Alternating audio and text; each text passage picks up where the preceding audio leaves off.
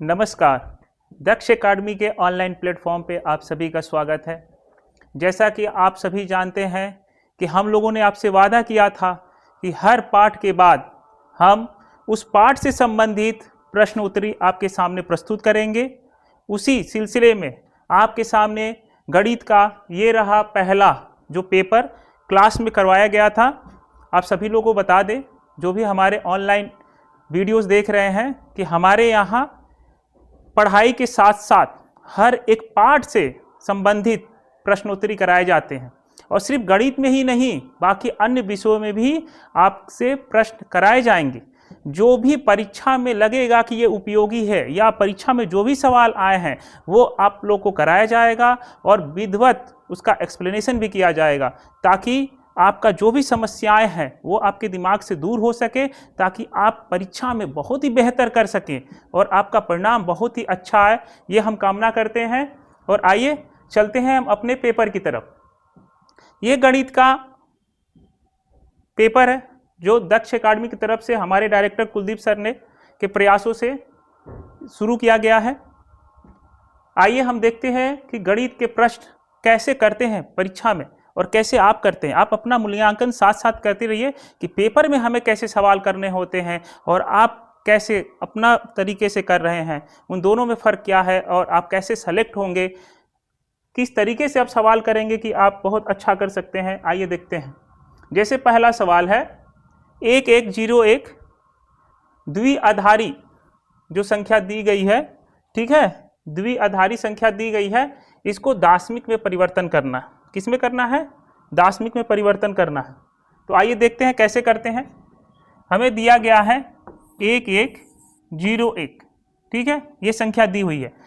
आप लोग को क्लास में बताया गया है कि जब भी ऐसे सवाल आए घबराइए नहीं, इसका तरीका बस एक ही है। अपने दिमाग में अभी से फीड कर लीजिए कि सबसे पहले आप क्या करेंगे। सबसे पहले आप इकाई के स्थान पे 1 लिखेंगे। 1 का 2 गुना कितना होता है? 2 होता है। 2 का 2 गुना कितना होता है? 4 होता है। और 4 का 2 गुना कितना होता है? तो भाई वो 8 होता है। और हमने ये भी बताया था कि 0 के नीचे जो भी संख्या है उसको हम काट देंगे। अब बाकी संख्याओं को जोड़ दीजिए। 8 4 12 और 1 13। तो इसका उत्तर क्या हो जाएगा? आपका डी। एकदम सही उत्तर है डी। फिर दूसरा है 45 को बाइनरी के अंक प्रणाली में व्यक्त कीजिए। तो हमने बताया था कि एक ही तरीका आप रखिए। क्या आपको ये संख्या ऑप्शन में नहीं दिख रहे हैं? दिख रहे हैं। कुछ नहीं करना है। पहले इकाई के स्थान पे ऑप्शन पकड़िए। पहला इकाई के स्थान पे 1, उसके बाद 2, उसके बाद लाइए अलग लिख के करते हैं। ये आपको अलग लिखने की जरूरत नहीं है, पेपर पे जगह होता है, पेपर पे ही आप ये कर लीजिए। आप इकाई के स्थान पे 1, उसका 2 गुना 2, 2 का 2 गुना 4, 4 का 2 गुना 8, 8 का 2 गुना 16 और 16 का 2 गुना 32। जो भी 0 के नीचे संख्याएं हैं उसको आप क्या करेंगे? काट देंगे और जोड़ेंगे 32 प्लस 8 प्लस 4 प्लस 1, और जोड़ने के बाद हमारा कितना आ रहा है? 45। देखिए पहले ऑप्शन से हमें मिल गया 45, यही हमारा उत्तर हो जाएगा। अगर पहले ऑप्शन से आपको नहीं मिलता तो आप दूसरे ऑप्शन पे जाते, फिर दूसरे ऑप्शन से नहीं मिलता तीसरे ऑप्शन पे जाते। ऐसे आप अपने सवाल को बहुत ही तेजी तरीके से आप कर सकते हैं। जैसे तीसरा सवाल है 245 गुणे 297 गुणे 583 के इकाई का अंक ज्ञात करिए। जब भी आपको इकाई का अंक ज्ञात करने को देता है तो दोस्तों करते क्या है, बाकी संख्याओं से हमें मतलब नहीं होता है, बस इकाई का स्थान आप पकड़िए। ये बार बार मैं बताता चला गया हूं क्लास में कि बाकी संख्याओं से हमें मतलब नहीं होता है, हमें बस इकाई के स्थान को पकड़ना है। 5 का गुणा 7 में करिए, 7 पछे 35 हुआ।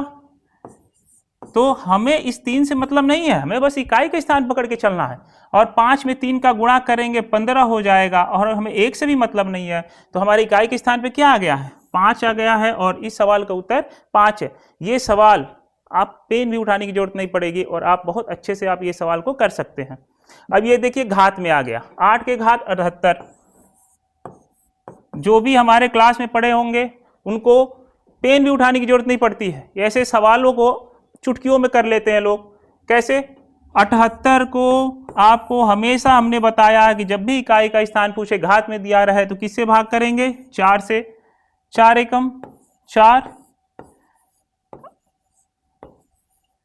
4 9 36।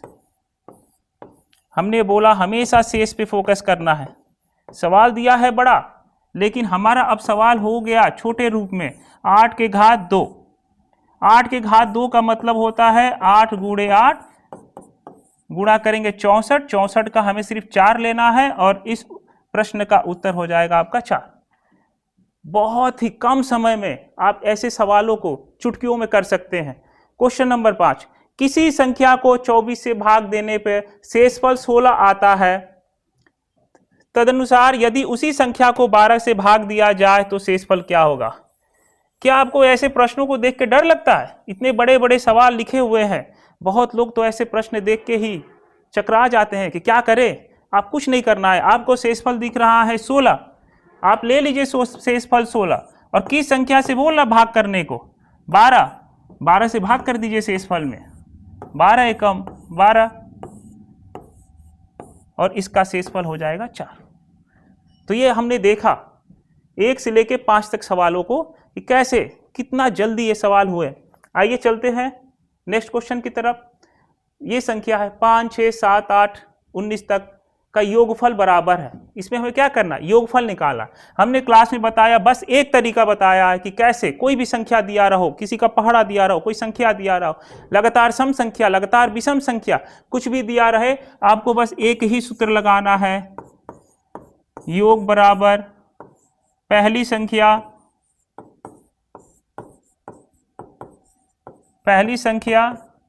प्लस आखिरी संख्या,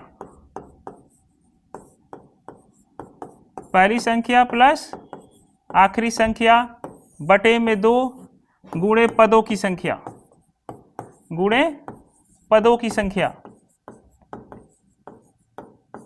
पहली संख्या क्या है, 5 है, प्लस आखिरी संख्या क्या है, 19 है, बटे में 2 गुणे पदों की संख्या। अगर आप पदों की संख्या अगर ऐसे गिन के निकाल लेंगे अच्छी बात है, छोटी संख्या अगर नहीं आता है तो पदों की संख्या निकालने के लिए हमने बताया कि आखिरी संख्या लेंगे, उसमें से पहली संख्या को घटा देंगे और पदों के बीच का जो अंतर है 1 है उससे भाग कर देंगे और इतना करने के बाद इसमें हम प्लस का 1 कर देंगे। तो 19 में से 5 गया, कितना हुआ 14, और 14 में फिर से 1 जोड़ देंगे तो कितना हो जाएगा 15। तो यहां हमारे पदों की संख्या कितनी है, पदों की संख्या कितनी है 15। 19 में 5 जोड़ेंगे तो 24 होगा, 24 बटे 2 गुणे 15, 2 से काट लीजिए 12, 15 में 12 का गुणा कर दीजिए, कितना आया दोस्तों 180, और इस सवाल का उत्तर है आपका 180। तो बस इसी तरीके से आप अपने सवालों को अच्छे से एक एक स्टेप वाइज आगे बढ़ते रहेंगे और अपना एक एक नंबर सिक्योर करते जाएंगे। क्वेश्चन नंबर 7 है, हमने क्लास में बताया कि जब भी ऐसे संख्याएं जब पहाड़ बनाते हुए ऊपर चढ़े और पहाड़ बनाते हुए नीचे आए, कुछ नहीं करना होता है। सबसे बड़ी संख्या पकड़िए, कितना है 100, आपको दिख रहा होगा, कुछ नहीं करना होता है दोस्तों। ऐसे संख्याओं का योग करने के लिए उस बड़ी संख्या का वर्ग कर देते हैं, और आपको पता है कि 1 0 मिल के बनाएगा 2 0, 1 0 मिल के बनाएगा 2 0, और 1 का वर्ग करेंगे तो 1 ही आएगा। तो कितना हो गया 10,000। बहुत लोग को तो 1000 आंसर दिखेगा, जब भी वो 100 का वर्ग करने जाते हैं तो उनको 1000 आता है। आप एकदम क्रम वाइज चलिए, चीज़ों को समझते चलिए कि क्या होता है। 1 0 का वर्ग करेंगे तो वो 2 0 बनाएगा, दूसरे 0 का वर्ग करेंगे तो वो 2 0 बनाएगा, और 1 का वर्ग करेंगे तो 1 ही रहेगा। तो हमें मिला 4 0। उस ऑप्शन को आप टिक करिएगा जिसमें 4 0 मिले। आइए इस सिलसिले को और आगे बढ़ाते हैं। अब देखिए, हमने क्लास में बहुत अच्छे तरीके से ऐसे संख्याओं को करना बताया है, और ऐसे संख्याओं को करने के लिए, इस सवाल को करने के लिए आपको पेन उठाने की भी जरूरत नहीं पड़ेगी अगर आपका कॉन्सेप्ट क्लियर है। 18 को किन 2 संख्याओं का विभाज्यता का नियम लगेगा? सभी को पता 18 मिलके बना है 2 और 9 से। 2 में 9 का गुणा करेंगे तो कितना होगा 18, तो 2 और 9 का विभाज्यता का नियम लगेगा। और 2 का नियम आपको साफ साफ बताता है कि इकाई का अंक क्या होना चाहिए, हमेशा सम होना चाहिए। तो आपने देखा यहाँ पे सम है, ये 2 से कट जाएगी, यहाँ पे सम है वो 2 से कट जाएगी, यहाँ पे सम है वो 2 से कट जाएगा, लेकिन यहाँ पे तो विषम संख्या दे दिया। तो अगर वो चीज 2 से नहीं कट रही है तो क्या वो 18 से कटेगी? तो उत्तर है कि नहीं कटेगी। तो आपका यहाँ पे आंसर हो जाएगा डी। यहाँ पूछा है, और ये भी प्रश्न में ध्यान दीजिएगा कि विभाजित नहीं है, नहीं पूछ रहा है, तो आपका उत्तर हो जाएगा डी। कितना समय लगा आप ही बताइए कमेंट करके कि कितना समय लगता है ऐसे सवालों को करने में। क्वेश्चन नंबर 9, 1 से लेके 10 तक का संख्याओं का योग 55 है, तो 6 से 60 तक के संख्याओं का योग करने में आपको क्या समय लगेगा? हमने बताया है योग बराबर पहली संख्या कौन सी है 6, आखिरी संख्या 60 बटे में 2, इतना करना पड़ेगा। कितनी संख्याएं हैं? 10। 6 का टेबल ही तो है 60, 10 पदों की संख्या मिल गई।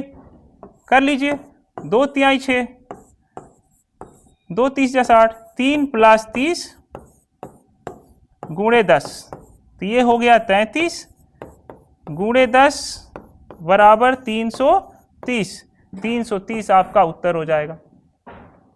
क्वेश्चन नंबर 10, ऐसे सवाल यूपी टेट के परीक्षाओं में अक्सर पूछे जाते हैं। करना क्या है कि ये संख्या दिया है और बीच में देखिए आपको स्टार बना के दिया कि स्टार की जगह पे कौन सी ऐसी संख्या होगी कि ये पूरी संख्या 9 से विभाज्य हो जाएगा। तो आपको कुछ नहीं करना है, 9 का नियम है, संख्याओं का योग करना होता है। अगर संख्याओं का योग 9 से कट जाती है तो पूरी संख्या 9 से कट जाएगी। तो आइए हम करते हैं। हमने तरीका बताया है कि जो 9 बन जाए उसको हटा दीजिए। 5 और 4 9 खत्म, 7 और 2 9 खत्म। तो अब क्या बचा आपके पास? आपके पास क्या बचा? 3 बचा और वो स्टार बचा जो संख्या पूछी हुई है। तो 3 और प्लस वो स्टार बटे में 9। अब इस स्टार की जगह पे कौन सी संख्या हम रख दे कि 3 में जोड़ने के बाद 9 से कट जाए? तो आपको पता है कि स्टार की जगह पर अगर हम 6 रख देते हैं तो 6 में और 3 जोड़ेंगे तो 9 हो जाएगा और 9 से कट जाएगा। इसीलिए इस प्रश्न का उत्तर 6 हो जाएगा। आपको समझ में आ रहा है कि नहीं? आप हमें कमेंट करके बताइए। आइए चलते हैं यूपी टेट में पूछे गए कुछ प्रश्न, जो विगत वर्षों में पूछे गए कुछ प्रश्न है, आइए उनको भी देख लेते हैं। बोला है 8 से भाज्य होने वाली संख्याएं हैं। हमने क्लास में 8 का विभाज्यता का नियम, जो कोई नहीं बताता होगा, वो हमने आपको बताया है कि चुटकियों में आप कैसे पकड़ेंगे। आपको क्या भाग देने की जरूरत है? 8 का विभाज्यता का नियम बोलता है कि आखिरी 3 अंकों में भाग दीजिए। अगर संख्या कट जा रही है वो 3 अंक, तो वो 8 से विभाज्य हो जाएगा। लेकिन हमने आपको एक बहुत अच्छा गुरु मंत्र दिया है। क्या दिया है? कि जब भी तीसरे स्थान पे क्या आ जाए, सम संख्या आ जाए, तो बस आप आखिरी के 2 संख्याओं में भाग दीजिए। क्या 40 8 से कटता है? तो हाँ, 8 × 5 = 40। तो इसका मतलब कि ये पहला ऑप्शन आपका कट जाएगा 8 से। दूसरा है, हमें देखा तीसरा संख्या, जो तीसरी अंक है संख्या में, वो हमको सम दिखा। बाकी 2 संख्याओं पे फोकस करिए। क्या 20 8 से कटेगा? तो जवाब है नहीं। तो ये आपका ऑप्शन नहीं होगा। तीसरे में आइए, हमने ये भी आपको बहुत अच्छे से बताया है कि जब भी तीसरा अंक विषम मिले, क्या मिले? विषम संख्या मिले, तो जो बाकी के 2 संख्या है 28, इसमें हमेशा 4 जोड़ देंगे। तो कितना हो जाएगा? 32। क्या 32 8 से कटेगा? तो हाँ, 8 चौके 32 ये कटेगा। इसीलिए ये ऑप्शन आपका 8 से विभाज्य है। और यहाँ पे 24 है, 24 में 4 जोड़ेंगे तो कितना हो जाएगा? 28। ये 8 से नहीं कटेगा। तो हमें क्या मिला? पहला और तीसरा ऑप्शन हमारा 8 से विभाज्य है। तो जिस ऑप्शन में पहला और तीसरा होगा वही आपका उत्तर हो जाएगा। तो हमें बी ऑप्शन में दिख रहा है और बी ऑप्शन हमारा उत्तर है। प्रश्न पूछा है 100 के सभी सम गुणनखंडों का योग ज्ञात करें। और हमने गुणनखंडों पे इतने अच्छे से समझाया है कि आपको दिलो दिमाग में छप गया होगा। पहले 100 का एलसीएम निकालते हैं। क्या करना है? इसका भाज्य गुणनखंड निकालना है। पहले 2 से 50, 2 से 25, फिर 5 से 5 बार जाएगा, फिर 5 से करेंगे 1 बार जाएगा। फिर हमने बताया है कि क्या करना है। 2 कितने बार आया है? 2 बार। और 5 कितने बार आया है? 2 बार। जब भी ऐसे सवाल दे और पूछ दे बीच में कि सम गुणनखंडों की संख्या, तो हमने बताया है कि ये जो 2 है इसके घात में हम 1 नहीं बढ़ाएंगे, इसको वैसे ही नोट कर लेंगे। और बाकी जो संख्या है उसमें हम 1 जोड़ लेंगे। 2 में 1 जोड़ा हमने 3 हुआ, और 3 में 2 का गुणा करेंगे, कितना आएगा? 6। और 6 हमारा इस प्रश्न का उत्तर हो जाएगा। क्या आपको समझ में आ रहा है कि नहीं आ रहा? अगर आ रहा है तो कमेंट बॉक्स में लाइक की बरसात कर दीजिए। क्वेश्चन नंबर 3, गुणनखंड 2 1 5 3 के घात 167 का इकाई का अंक ज्ञात करना। क्या होगा? ऐसे सवालों को भी हमने बहुत अच्छे से समझाया आपको। 2 1 5 3 के घात क्या है? 167। हमने ऐसे सवालों का जब भी इकाई का जिक्र हो तो हमें बाकी संख्याओं से मतलब नहीं होता है, हम बाकी संख्याओं को नजरअंदाज कर देंगे और जो इसके घात है उसमें 4 का विभाज्यता का नियम निकालेंगे, लगाएंगे। 4 का विभाज्यता का नियम बोलता है कि बस आखिरी 2 अंक पे फोकस करो, बाकी सब तो बस झलावा है, वो आपको गुमराह करेंगे। तो देखिए हमारा प्रश्न अब कितना में सिमट गया? 3 के पावर 67। अब हम 67 में दे देंगे 4 का भाग और हमें किस पे फोकस करना है? शेष पे फोकस करना है। 4 एकम 4, भाग दीजिए 27 में 4 का, 4 छके 24, शेष कितना बचा आपका? शेष कितना बचा मित्रों? 3 बचा। जब शेष 3 बचेगा तो हम क्या करेंगे? 3 के घात 3 लगा देंगे। 3 के घात 3 मतलब 3 गुणे 3 गुणे 3, 3 में 3 का गुणा करेंगे 9 आएगा, और जब 9 में 3 का गुणा करेंगे तो 27 आ गया। हमें बस इकाई के अंक से मतलब है, तो हमारा उत्तर कितना हो जाएगा? 7। क्या आपको ये निकालना बहुत पहाड़ लगता है? सीखिए कैसे सरल तरीके से कर सकते हैं। हमने क्लास में जब भी संख्याओं के बारे में पढ़ाया है तो हमने पाई 22/7 इन सबको बहुत अच्छे से क्लियर किया है ताकि आपके दिमाग में छप जाए। पाई है क्या? अभी बस पाई को देख के क्या आपके दिमाग में नहीं आ रहा है ये एक अपरिमेय संख्या है? तुरंत टिक करिए, गोला भरिए, आगे बढ़िए, कोई समय बर्बाद करने की जरूरत नहीं है। ऐसी संख्याएं देता है आजकल प्रश्नों में यूपी टेट में, जिसमें दशमलव लगा के स्थानीय मान पूछता है। बहुत सारे हमारे भाई बंधुओं को दिक्कत होती है कि बीच में दशमलव आ गया, कैसे इसका योग करे, कैसे इसका अंतर करे। तो हमने ये बताया है, किसका पूछा है आपका? 7 का। 7 को वैसे ही नोट कर लीजिए। और हमने ये भी बताया कि दशमलव से लाइन खींच लीजिएगा, दशमलव के इधर का अलग, दशमलव के उधर का अलग करिए। यहाँ 7 का स्थानीय मान कितना आएगा? 700। दशमलव के इधर जो भी 7 है, अगर नहीं समझ में आया तो 7 के नीचे 7 लिखिएगा, जितनी भी संख्याएं हैं उसके नीचे 0 लगा दीजिए, तो 700 हो गया। और यहाँ पे अंतर पूछ रहा है, और 700 के बाद ही तो दशमलव था। अब आइए इस 7 पे फोकस करते हैं। इस 7 में क्या है? 7 को नोट करिए, उसके आगे जो संख्या है वो 0 लगाइए, उसके बाद दशमलव है, तो दशमलव के नीचे दशमलव और 0 7। अब इसमें क्या करना? अंतर करना है। जहाँ कुछ नहीं दिया हम अपने मन से 0 लगा लीजिए ताकि आपको गणना करने में दिक्कत ना हो। अब यहाँ से क्या है? कैरी करके जाएगा।